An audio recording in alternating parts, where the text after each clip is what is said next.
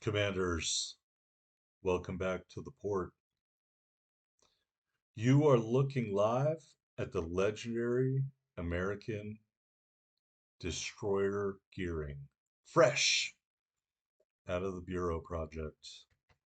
Normally, I save premium ship reviews for Wednesdays, but for you, my loyal viewers, especially my 10 elite subscribers, there's probably only really like five. Uh, I am going to give you a first look at my first match in the gearing. All right, so I arbitrarily decided to do level up Albert GLEAVES. His base trait increases torpedo range. Much talked about that the gearing can get a 20k torpedo range on Reddit. He's inspired by Jerzy Swirsky and Eric Bay. For this build, I'm going to switch away from all-out anti-air to subsurface venture, which decreases our torpedo reload time and increases their speed, but makes our destroyer gun reload a little bit longer. Row 2, Fragile Threat. Row 3, you could choose Torpedo Safari, but I really like Cloak and Dagger, reduces the reload of the torpedo launchers, and also increases or decreases their detectability. If you want to go all out on the torpedo range at the deficit of your gun range, it's really not going to make a difference. U.S. destroyers want to fight up close, not far away. So it's up to you. Smoke on the Water and Unstoppable is our legendary skill. That's pretty standard choices. So let's take a look at the brand new gearing. Aiming System Mod 1. And I just don't think this is a viable option. I've been playing a ton of Tier 7 lately, trying to record a video on the Le Fantasque. Haven't seen a lot of aircraft carriers. You could choose main battery mod 2, but I don't think that's a good option. So aiming systems mod 1, propulsion mod 2, and concealment system mod 1. All right, as you can see, I don't even have enough cash to afford the fourth upgrade. I would probably choose this, the main battery mod 3, to double down on our reload time or further reduce it.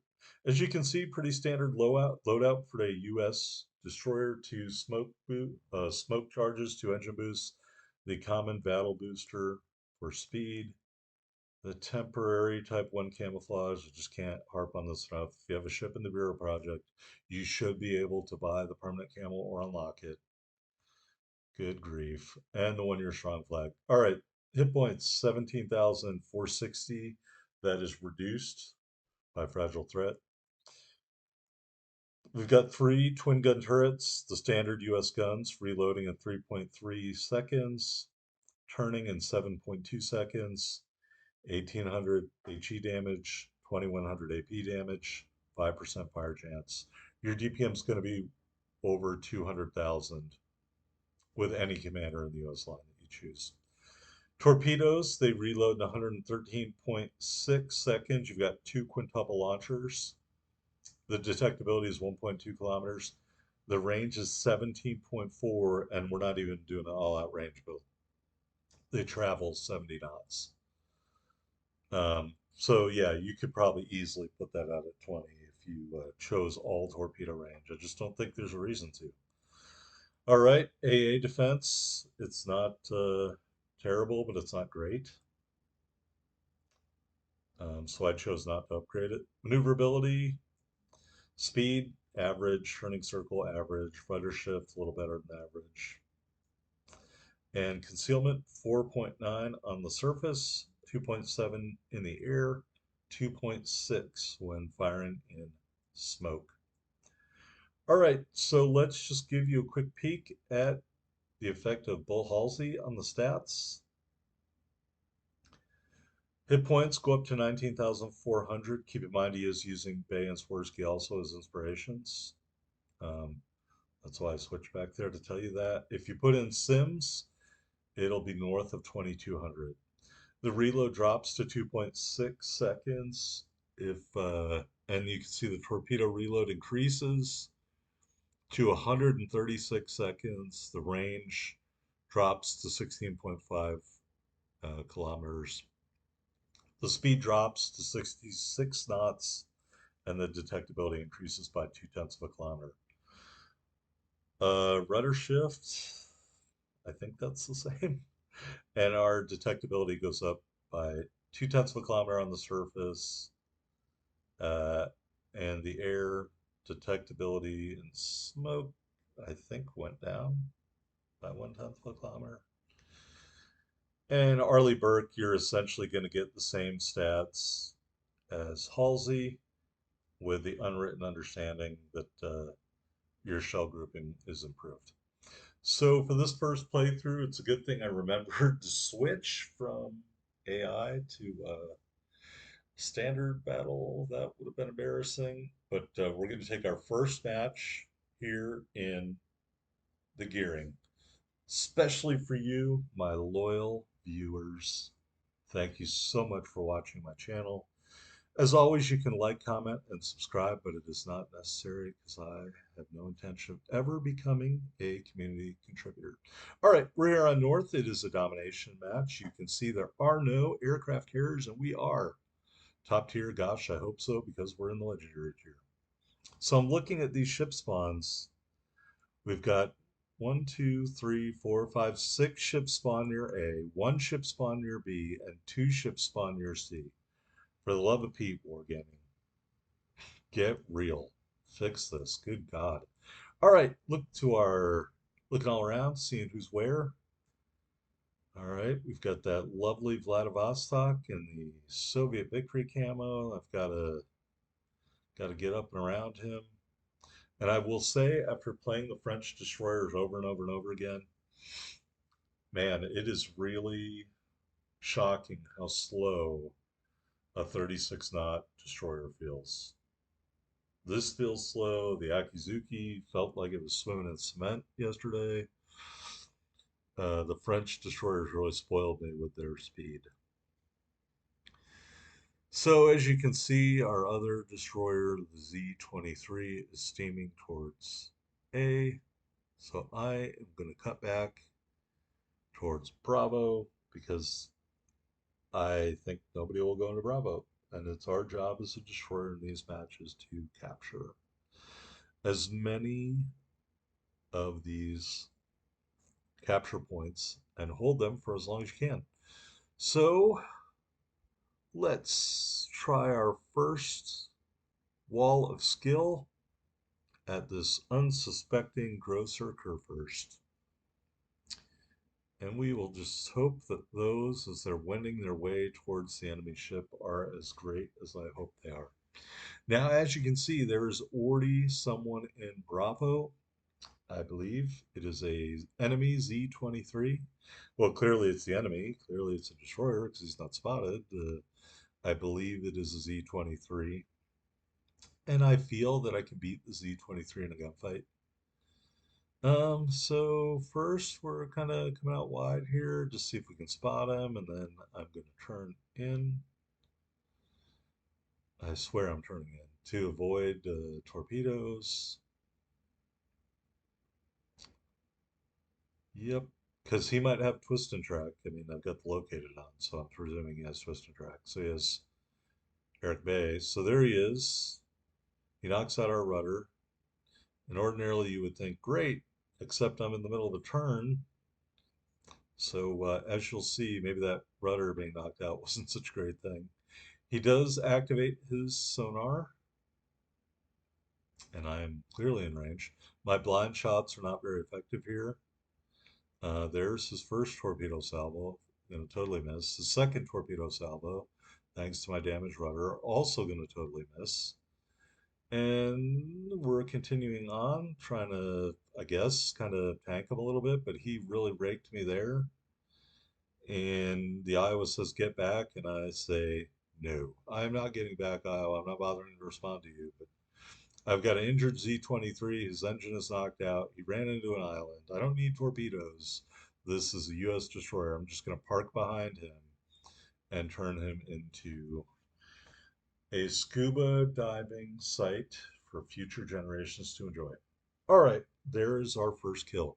As you can see, he did a fair amount of damage to us, and this made me really reconsider if Gleaves is the right commander for the gearing. I mean, yeah, if you really want to be out there shooting 20K torpedo salvos that may or may not have any chance of hitting, maybe Gleaves is the right commander for you. I think I'm going to reevaluate, and I'm probably going to end up putting Paul Halsey or, uh, lo and behold, I may even put Arleigh Burke in here because he hasn't been taken out of the game, so much to my chagrin. So, I'm just thinking Burke. Uh, I can get that splash damage reduced. I can get 1,000 cuts and increase my reload, and still have very other similar skills. Might be a good idea. Perhaps if I use Sims as an inspiration on Halsey, I could get a significant jump in my hit points, which would allow me to engage in these gunfights and take a little less relative damage. So we capture B, we fire a bunch of torpedoes because they reloaded. I mean, don't even think of this as a torpedo boat. It just takes so long, you know. When they're up, that's nice, but you know, you're a gunboat. So I'm sailing towards Charlie because I see the enemy team has helpfully left Charlie uncaptured. I'm not really quite sure why they did that, um, except maybe they know this is my first match in the gearing and they want me to have a good one and they want you to have a great Monday watching this video, and I hope you do. Hopefully, this will get more views than some of my other reviews, like my October Sky Revolucia review. I think has 20 views. All right. Hey, look at that. A long range torpedo kill on the Grosser Curvers. Kill number two. All right. Things are looking up here in Mudville. All right. So we are still heading towards Charlie. And there is a Richelieu. And I intend to make him my next victim. And as you can see, it took me so long to get here. By the time I get around this landmass and have a clear shot at the Richelieu, my torpedoes are going to be reloaded. Now, keep in mind, that's going to be about 20 seconds longer if you use a different commander. All right, so, only you can determine if a little bit better gunplay is maybe a little less concealability is worth the trade-off for more hit points and a slower torpedo reload. All right, so the Alaska dies, or the Iowa dies, the Alaska kills somebody, and I'm looking at the Richelieu all on his lonesome, and I think he's speeding up a little bit. I don't know, maybe he realizes I'm in this cap circle. So I give him the full salvo, the full Monty. He's being engaged by somebody else. And I think right about now, I'm just looking around, I'm like, hey, instead of just waiting for those torpedoes to hit the Richelieu, why don't I stop and smoke up and I can maybe catch him on fire and then he'll burn his damage con and then he'll flood. And I probably should have done that much earlier, like 2 or 3 minutes ago, right after I launched. But instead, you can see one torpedo strike, two torpedo strikes, three torpedo strikes. He is flooding. I'm shooting as fast as I can. Please don't kill pinch the Richelieu. All right, devastating strike. And our third kill. All right, so I'm thinking this isn't that bad. This is all right. I can roll with this. So we leave Charlie, having captured that as well. And the only ships left are over by Alpha, except this one guy. And I'm like, wait a minute, am I gonna have to cut back to go over this one battleship who's headed towards Charlie or Bravo or wherever he's headed? And then right then the Vladivostok takes him out. So thanks, buddy. I don't have to head back over there. So we're moving back here, and gosh, this is just so slow. Mm, yep, nice and slow. And it is what it is. You know, the gearing is good at shooting, good at turret traversing. It's got long range torpedoes. Everything else is pretty much kind of standard. It will be interesting to have a fight either with this against Khabarovsk or in a Khabarovsk against this. Obviously, I think the Gearing has the Kaba beat on DPM, but if I was the Kaba commander, I would try to engage at range where you've got better ballistics, better shell arcs, and maybe that DPM can be dodged or mitigated. I would also bet the Kaba has better armor and better hit points. So we'll see. That'll be interesting. For now, we're looking at this Gross Recur first. He is in range. I am going to give him one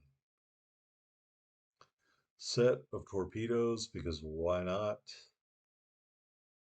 That Cleveland is going, I think, the wrong way.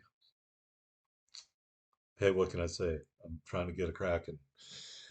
He's going the wrong way, so we're just going to have to settle for the Gross Recur first. I have no idea the condition of the Z-23, and we are almost a third health. We're spotted. There's the Z-23. He is full health. This is going to be great. So he catches us on fire. So I immediately put that out. I'm going to turn, even though we're getting shot at and damaged by the grosser. I'm going to turn to get some torpedoes out. He smokes up. I am too close. So I'm going to continue to light him up. I probably should have turned more. And he kills me. And as you can see, it's just a flesh wound. We did kill him. I wish I could pick my other torpedoes to look at. Oh, nope, nope. All right, we got two torpedo strikes and some flooding on the Gross Recurver. So using the free camera, we're going to sail over there and maybe we can flood him to death. Oh, that would make me so happy. So go back to our sinking gearing. He fought well. He damaged Khan, the flood. And that essentially is going to be the end of our contribution to this match. Now, as you can see, we have two cap circles, and they have one. All their ships are near A. I fast forwarded. I'm like, we have two. Now it's a one-on-one. And I'm like, Alaska, why are you turning around? And I'm not shaming this guy. I just didn't understand why he wouldn't just run away. We have an insurmountable cap lead as time ticks down. Don't get me wrong, whoever this is, if you're watching this, I respect your desire to win the old fashioned way. Okay. But you just don't know the health of the enemy ship. And more importantly, there is no need to do this. There's no need to turn back. We are easily going to win this match. Just keep sailing. Don't risk a dev strike, you know? So I wanted to show this, not to shame this guy, but just ask why. Because I wouldn't have done this. I would have just kept on going.